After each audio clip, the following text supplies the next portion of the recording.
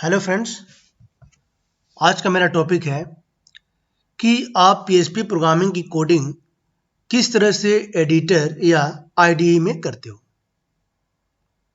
अब अगर आप थोड़ा सा मार्केट पे फोकस करोगे तो मार्केट्स में बहुत सारे एडिटर्स और बहुत सारे आईडीई अवेलेबल है जिस पे हम अपने प्रोग्रामिंग की कोडिंग करते हैं। वो प्रोग्राम चाहे आपका जावा हो, चाहे पीएचपी हो, वो चाहे डॉट नेट हो या पाइथन हो या सी प्लस प्लस, कोई भी प्रोग्रामिंग लैंग्वेज हो, हम इन प्रोग्रामिंग लैंग्वेज की कोडिंग किसी न किसी एडिटर या किसी न किसी आईडीई में करते हैं। तो चलिए आज मैं आपको बता रहा हूँ कि मार्केट में क्या क्या एडिटर्स हैं या क्या क्या आईडीई है जिनका हम यूज पीएचपी की कोडिंग के लिए कर सकते हैं। तो यहाँ पे मैं नोट पैड ओपन कर रहा हूँ। अब सबसे बड़ी बात यह है ध्यान देने वाली कि जो एडिटर्स हैं या आईडीई हैं, इनका यूज करने से आपका प्रोग्रामिंग लैंग्वेज बदल नहीं जाता है। जो प्रोग्रामिंग लैंग्वेज है, जो उसका कॉन्सेप्ट है, वो पूरा सेम रहेगा। बस इन एडिटर या इन आईडीई से हम अपना कोडिंग थोड़ा सा आसान बना सकते हैं ताकि देखने में समझ में आए। अब होता क्या है कि अगर आप फ्रेशर हो, मतलब आप पहली बार प्रोग्रामिंग कर रहे हो, सीख रहे हो, तो आपके लिए बेटर माना जाता है एडिटर्स। तो मैं आप दिखा रहा हूँ कुछ एडिटर्स जो कि मार्केट में बहुत पॉपुलर है। नंबर 1 पे मेरे कोडिंग है, वो है नोटपैड। नोटपैड आप चाहे पीएचपी सीखो या जावा या पाइथन, अगर आप फ्रेशर हो, अभी आपने प्रोग्रामिंग करना स्टार्ट किया है, तो मेरा आपके लिए रिकमेंडेशन है कि आप नोटपैड का यूज ज़्यादा करो। और दूसरा एडिटर है नोटपैड और नोटपैड प्लस प्लस। तो यहाँ जो दिख रहा है नोटपैड और नोटपैड प्लस प्लस, ये दोनों ओपन सोर्स है, फ्री है। इनके लिए ना आपको कोई लाइसेंस लेना है और ना ही कोई की लेना है। आप इस पर आसानी से कोडिंग कर सकते हो। थर्ड आपका है एडिट प्लस। तो जो एडिट प्लस है ये भी आपका एडिटर ही है, लेकिन एडिट प्लस आपका फ्री नहीं है। जब आप शुरू में इसे डाउनलोड करोगे तो कुछ दिन के लिए ट्रायल वर्जन आपको मिल जाएगा, लेकिन उसके बाद जो आपसे की मांगता है। तो एडिट प्लस में जाने की जरूरत नहीं है आपको। देन आपका फोर्थ आप ले सकते हो ब्रैकेट्स। फिफ्थ आप यहाँ पे ले लो सबलाइन। हालांकि इनके अलावा और भी एडिटर्स हैं, तो ये जो एडिटर्स हैं उनको यूज करना चाहिए जो फ्रेशर है। लेकिन अगर कोई डेवलपर है जो वेबसाइट बना रहा है, वेबसाइट जो है इन एडिटर पे बनाना थोड़ा सा डिफिकल्ट माना जाता है। तो जो एक्सपीरियंस पर्सन है, जो डेवलपर है, उनके लिए एडिटर बहुत अच्छा नहीं माना जाता है। हालांकि वो करते भी हैं, कर भी सकते हैं, लेकिन उनके लिए बेटर माना जाता है आईडीई। तो मैं बात कर रहा हूँ कुछ आईडीई के बारे में। आईडीई आईडीई का मतलब होता है इंटीग्रेटेड डेवलपमेंट इन्वायरमेंट। इनका यूज करते हैं हम लोग जब बनाते हैं प्रोजेक्ट। अगर प्रोजेक्ट आपका बड़ा है, आप प्रोजेक्ट में सपोज जो है 100 फाइल्स है या 100 से ऊपर फाइल्स है, तो उस कंडीशन में हमें आईडीई का यूज करना सही रहता है। अब देखो आईडीई क्या है मार्केट में पॉपुलर। पहले पे आपका आता है इक्लिप्स। इक्लिप्स जो है ज्यादातर जावा डेवलपर यूज करते हैं। हालांकि इक्लिप्स जो है जावा डेवलपर के लिए भी है, पीएचपी भी कर सकते हो इसमें, और आप सी प्लस प्लस या जावा का कोडिंग भी आप कर सकते हो इक्लिप्स में। और सेकेंड है आपका नेटबिन्स। नेटबिन्स भी आपका जावा के लिए, पीएचपी के लिए, C plus plus, web designing, लगभग जो है सभी प्रोग्रामिंग के लिए यूज होता है। तो ये भी आपका नेटबिन्स भी आईडीई है। थर्ड आपका है वीएस कोड। वीएस कोड भी आपका, ये भी एक अच्छा आईडीई है जो कि माइक्रोसॉफ्ट का है। तो जो आईडीई दिख रहे हैं, आईडीई भी आपका ओपन सोर्स है, फ्री है। इनके लिए कोई भी ना आपको की लेना है ना और ना ही लाइसेंस लेना है, तो ये भी आपके यहाँ पे बेटर है। तो ये जो है यहाँ पे जो एडिटर्स हैं, फ्रेशर के लिए ये जो एडिटर बढ़िया है जिसपे कोडिंग कर सकते हैं। अगर आप एक्सपीरियंस पर्सन हो, अगर आप प्रोजेक्ट बना रहे हो, तो आपके लिए बेटर होता है इक्लिप्स, नेटबिन्स और वीएस कोड। अब यहाँ पे ध्यान देना है कि जो मैं आपको बताऊंगा, जो मेरे अकॉर्डिंग जो मुझे अच्छा लगता है, हालांकि आपके ऊपर होता है कि आपका हाथ किस पे अच्छा बैठा हुआ है, आप किस में कोडिंग कर सकते हो, ये आपके ऊपर होता है। आप कुछ भी यूज करो, आपके ऊपर है। तो मैं यहाँ पे फिलहाल आपको बताऊंगा नेटबिन्स, कि हम पीएचपी की प्रोग्रामिंग या पीएचपी की कोडिंग नेटबिन्स में किस तरह करते हैं। तो चलिए मैं आप दिखा रहा हूँ कि पहले आप नेटबिन्स कहाँ से डाउनलोड करोगे। तो पहले आप ब्राउजर ओपन कर लो।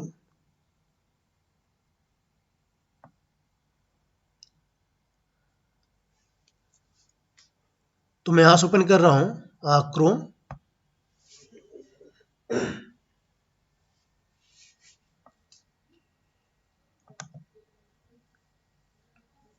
कोई भी ब्राउजर ओपन कर लो आप।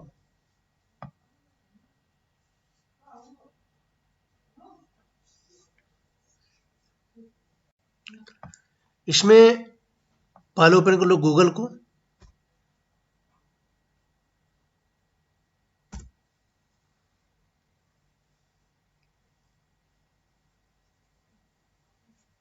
इसमें टाइप करना है डाउनलोड नेटबिन्स फॉर पीएचपी। ये ध्यान देना है, आपको टाइप करना है डाउनलोड नेटबिन्स फॉर पीएचपी, क्योंकि कभी कभी क्या होता है कि जो नेटबिन्स आप डाउनलोड करते हो उसमें पीएचपी का ऑप्शन नहीं होता है। तो बेटर क्या होगा, आपको टाइप करना होगा डाउनलोड नेटबिन्स फॉर पीएचपी, और साइट ले लो आप फाइल हिप्पो। फाइल हिप्पो एक वेबसाइट है जहाँ से सॉफ्टवेयर आपको इजीली मिल जाते हैं। हालांकि आप नेटबिन्स को इसके ऑफिशियल साइट से भी डाउनलोड कर सकते हो। तो देखो यहाँ लिखा हुआ है filehipo.com, मैं इस पर क्लिक कर दूंगा। दोस्तों ध्यान देना है कि मेरे सिस्टम में नेटबिन्स पहले से इंस्टॉल्ड है, तो मैं यहाँ पे इंस्टॉल्ड करके नहीं दिखाऊंगा, बस दिखा रहा हूँ कि आप इसे कहाँ से डाउनलोड करोगे। तो यहाँ दिख रहा होगा आपको स्क्रीन पे डाउनलोड लेटेस्ट वर्जन, आप इस लिंक पे क्लिक कर देना। क्लिक करते ही डाउनलोडिंग जो है आपका स्टार्ट हो जाएगा। जब आपका सॉफ्टवेयर डाउनलोड हो जाए तो इंस्टॉलेशन में आपको कुछ नहीं करना है। इंस्टॉलेशन आप इसका सेम लाइक वीएलसी प्लेयर जैसा है, बस क्लिक करते जाना है, वहाँ पे क्लिक करना है, नेक्स्ट नेक्स्ट करते जाना है, आपका जो है नेटबिन्स इंस्टॉल हो जाएगा। लेकिन हाँ, एक चीज़ आपको ध्यान में रखना है, नेटबिन्स इंस्टॉल करने से पहले आपको चेक करना है कि आपके सिस्टम में जावा है या नहीं। मतलब ये हुआ कि जो नेटबिन्स आईडी है इसकी डिपेंडेंसी जावा होती है। बिना जावा का नेटबिन्स या इक्लिप्स आपका रन नहीं होगा। तो पहले आपको डाउनलोड कर लेना होगा JDK8। तो ध्यान देना है कि अगर आपको लग रहा है कि चीज़ें कॉम्प्लिकेटेड है कि भाई JDK डाउनलोड करो, नेटबिन्स डाउनलोड करो, तो आप इस ऑप्शन को छोड़ देना, फिर आप सिंपल से कोई भी ले लेना एडिटर। लेकिन अगर आपको नेटबिन्स में करना है तो JDK इंस्टॉल करना पड़ेगा, अदरवाइज आपका नेटबिन्स नहीं चलेगा। तो ध्यान देना है कि मेरे सिस्टम में पहले से जावा इंस्टॉल्ड है। अब मैं जा रहा हूँ दिखाने कि जो मेरा नेटबिन्स है वो कहाँ पे रखा हुआ है। तो देखो मैं जाऊंगा डाउनलोड्स फोल्डर में, और यहाँ पे दिख रहा है अपाचे नेटबिन्स, अब कुछ वर्जन दिया हुआ है, आप इस पर क्लिक कर दोगे, आपका जो है नेटबिन्स का इंस्टॉलेशन स्टार्ट हो जाएगा। इंस्टॉल करने के बाद नेटबिन्स बाय डिफ़ॉल्ट आपका आता है इसका शॉर्टकट डेस्कटॉप। तो डेस्कटॉप पे आप दिख रहा होगा लिखा हुआ है अपाचे नेटबिन्स। इस पे मैं 2 बार क्लिक कर दूंगा। क्लिक करने के बाद नेटबिन्स जो है स्टार्ट हो जाएगा। स्टार्ट होने के बाद जो है आपको दिख जाएगा स्क्रीन, इस तरह दिख जाएगा स्क्रीन। तो यहाँ पर दिख रहा है कि पहले से मेरे पास एक फाइल है index.php। तो मैं आपको दिखाऊंगा कि आप न्यू प्रोजेक्ट किस तरह बनाओगे। तो पहले मैं यहाँ से इस फाइल को क्लोज कर दे रहा हूँ। क्लोज करने के बाद पहले हमें बनाना है इस नेटबिन्स में PHP का एक प्रोजेक्ट, एक वेबसाइट। तो देखो स्टेप्स कितने आसान है। वेबसाइट बनाने के लिए मैं जाऊंगा फाइल में। फाइल में दिया हुआ है पहला ऑप्शन न्यू प्रोजेक्ट, मैं इस पर क्लिक कर दूंगा न्यू प्रोजेक्ट पे। अब देखो जब मैंने क्लिक किया न्यू प्रोजेक्ट पे तो यहाँ पे एक विंडो खुल गया। इसमें दिया हुआ है एक फोल्डर जिसका नेम है PHP, जो नीचे से दूसरा है। तो जब कभी भी आपको PHP का प्रोजेक्ट बनाना होगा तो आप क्लिक करोगे PHP फोल्डर पे। इस PHP फोल्डर पे क्लिक करने के बाद राइट में 3 ऑप्शन दिख रहे हैं, PHP एप्लीकेशन है, PHP application with existing source, तीसरा है PHP application from remote server. हमें क्या करना है, इस फोल्डर का पहला ऑप्शन PHP एप्लीकेशन सिलेक्ट करना है। हमारे काम को बस पहला ऑप्शन है PHP एप्लीकेशन, बाकी दो छोड़ देना, उसके बाद क्लिक कर देना नेक्स्ट। फिर यहाँ पे देना है प्रोजेक्ट का नेम। अब ध्यान रखना, आपको जो प्रोजेक्ट आप नेटबिंस से बनाओगे, ये प्रोजेक्ट अभी भी जैम्प के htdocs फोल्डर में ही स्टोर होना चाहिए। मतलब अभी भी हम वर्क कहाँ पे कर रहे हैं, जैम्प के htdocs फोल्डर में। क्योंकि PHP में कोई भी प्रोजेक्ट बनाओगे, अगर सॉफ्टवेयर आपने यूज किया है जैम्प, तो प्रोजेक्ट आपका htdocs में ही स्टोर होना चाहिए। तो मैं यहाँ पे दे रहा हूँ वेब ऐप 7। तो यहाँ पे दिख रहा है source folder is already NetBeans project. मतलब ये बोल रहा है जो आपने वेब ऐप 7 लिया है, ये पहले से है। पहले से मतलब हमारे htdocs में पहले से है, इसलिए मैं यहाँ पे कर दूंगा, इसे एड कर दूंगा। अब जब मैंने किया है वेब ऐप 8, तो यहाँ पे कोई एरर नहीं दे रहा है। अब इसके बाद आपको ध्यान देना है, जो लिखा हुआ है सोर्स फोल्डर, इसमें इसका लोकेशन होना चाहिए C:/jamp htdocs वेब ऐप 8। हालांकि हो सकता है जब पहली बार आप बनाओ प्रोजेक्ट तो ये लोकेशन कुछ अलग हो, तो आपको ब्राउज करके ये वाला लोकेशन चूज करना है, C:/jamp htdocs वेब ऐप 8। उसके बाद आपको कर देना है नेक्स्ट।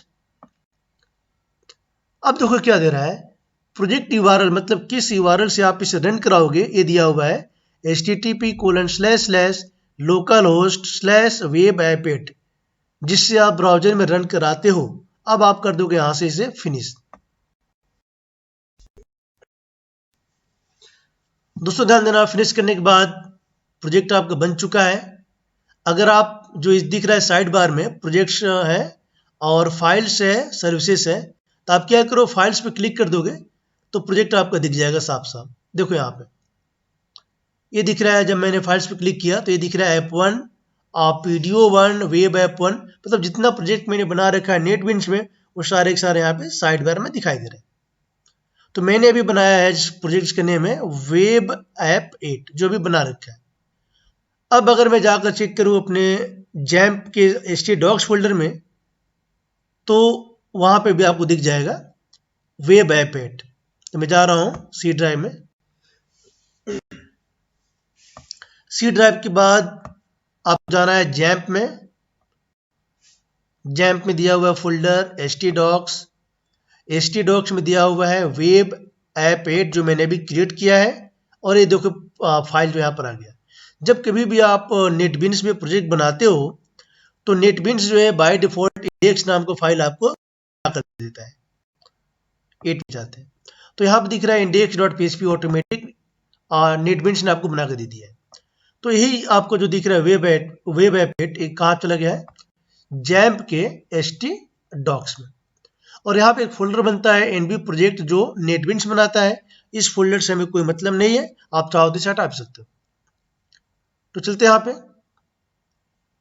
अब देखो यहाँ पे इसको मैं मिनिमाइज कर दो, इसे कैंसिल कर दो। तो यहाँ पे दिख रहा है आपका इंडेक्स फाइल, इसमें कुछ कमेंट्स दिया हुआ है। आप चाहो तो कमेंट्स को हटा दो, क्योंकि कमेंट्स कोड जो है बड़ा हो रहा है, सॉरी। देखो, तो ऑटोमेटिक जो है नेटबिंस में आपका HTML फाइल वगैरह बन जाता है। लेकिन बेटर क्या होता है, अगर आप फ्रेशर हो तो आप इस कोड को नोटपैड पे टाइप करो या नेटबिंस पे भी टाइप करो। अब यहाँ पे PHP का सिंटेक्स जो बन चुका है, मैं जा रहा हूँ कुछ इसमें इको कराने। Echo welcome to NetBeans. अब ध्यान देना, आपको सब कुछ कोडिंग पहले जैसा ही होगा, कोडिंग बिल्कुल नहीं बदलेगा। और अभी भी रन आप वैसे ही कराओगे जैसे आप पहले रन करा रहे थे। तो अगर हमें PHP का कोई भी वेबसाइट रन कराना है, तो पहला स्टेप है कि आप अपाचे वेब सर्वर को स्टार्ट करोगे। तो अभी भी हमें यहाँ पे अपाचे स्टार्ट करना है। स्टार्ट करने के लिए हम क्या करेंगे, हम जाएंगे यहाँ पे और सर्च में ही सर्च कर लेते हैं। यहाँ पे अगर आप टाइप कर देते हो जैम्प, EXAMPP, तो आपको दिख जाएगा यहाँ पे जैम्प का कंट्रोल पैनल। तो मैं इस पर क्लिक कर दूंगा। ये आप चले जाओ C ड्राइव में, फिर जैम्प में, तो वहाँ पे स्टार्ट कर लो इसे जैम्प में जाकर, या सीधे आप सर्च में टाइप करो जैम्प, तो आपको जो है जैम्प कंट्रोल पैनल दिख गया। स्टार्ट करना है हमें अपाचे, तो मैं क्लिक कर दूंगा स्टार्ट पे। अपाचे हमारा स्टार्ट हो चुका है। अब देखो इसको रन कराने के लिए, रन कराने का तरीका एकदम पहले जैसा ही है। आप ब्राउजर ओपन करो, ब्राउजर में टाइप करो एड्रेस, जैसे मैं यहाँ पर टाइप कर रहा हूँ। पहले हम टाइप करते हैं लोकल होस्ट स्लैश वेबसाइट का नेम वेब ऐप 8, एंटर कर दूंगा मैं। तो एंटर करने से यहाँ पे आउटपुट आ गया वेलकम टू नेटबिन्स। अब आपको नोटिस करना है, फिर बता रहा हूँ, वेब ऐप 8 में इंडेक्स नाम का फाइल है और हम इंडेक्स को बोलते हैं रूट फाइल। अगर किसी भी वेबसाइट में इंडेक्स नाम का फाइल है तो उस इंडेक्स को आपको टाइप करने की जरूरत नहीं है। जब आप वेबसाइट रन कराओगे तो बाय डिफॉल्ट आपका इंडेक्स वाला फाइल ही रन होगा। अगर मैंने आप इंडेक्स टाइप भी कर दिया तो भी जो है आउटपुट सेम यही आपका आएगा, इस तरह। तो बस यहाँ पे ध्यान देना है कि नेटबिन्स आपका एक कोडिंग करने का एक सॉफ्टवेयर है, जहाँ पे कोडिंग को आप बहुत अच्छे से समझ सकते हो। अगर आपको यहीं से डायरेक्ट रन कराना है तो आप क्लिक कर दोगे यहाँ पे जो दिख रहा है और रन प्रोजेक्ट, इस पर क्लिक कर दो तो भी आपका प्रोजेक्ट रन हो जाएगा। लेकिन ये भी ब्राउजर में ही ओपन होगा। तो मैंने क्लिक कर दिया, थोड़ा समय ले रहा है। तो देखो ये आपका आ गया। तो दोस्तों उम्मीद है कि आपको समझ में आ गया होगा कि आप PHP की प्रोग्रामिंग नेटबिन्स में किस तरह करोगे। अब आप चाहो तो इसमें और भी फाइल बना सकते हो, जैसे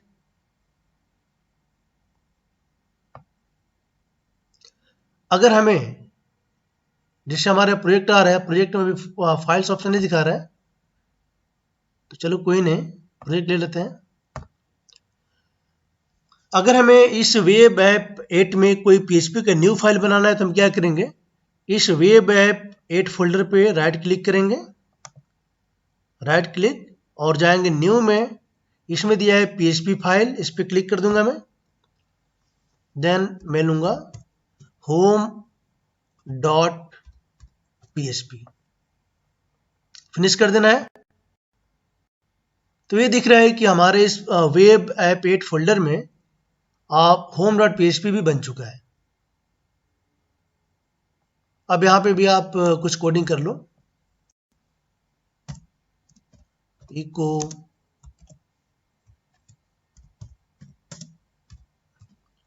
होम पेज, उसके बाद PHP कर दिया बंद। तब क्या हो रहा है कि हमारे इस वेब ऐप 8 फोल्डर में या प्रोजेक्ट में दो फाइल है, पहला है इंडेक्स, दूसरा है होम। तो अगर हमें इस होम को रन कराना तो हम क्या करेंगे, या तो आप चलो क्रोम में, यहाँ पे जो इंडेक्स लिखा हुआ है इसके जगह पे आपको लिख देना है home.php, तो होम चल गया। या आप सीधे क्या करोगे कि आप इस पे राइट क्लिक करो, फाइल पे रन फाइल कर दोगे तो भी आपको फाइल रन हो जाएगा। तो दोस्तों उम्मीद है कि आपने इसको समझ लिया होगा कि आप किस तरह नेटबिन्स में PHP की कोडिंग करते हो। तो नेटबिन्स भी कह सकते अच्छा सॉफ्टवेयर है, आप इसमें अच्छे से कोडिंग कर सकते हो क्योंकि इसमें बहुत ही कोड क्लियर दिखता है और जितना चाहो उतना प्रोजेक्ट आप यहाँ पे बना सकते हो और सभी में वर्क कर सकते हो। तो आज के लिए मैं यहीं पे अपना लेक्चर स्टॉप कर रहा हूँ। अब जो है अगले लेक्चर में देखा जाएगा PHP का कुछ न्यू टॉपिक। तब तक के लिए दोस्तों thank you and bye bye.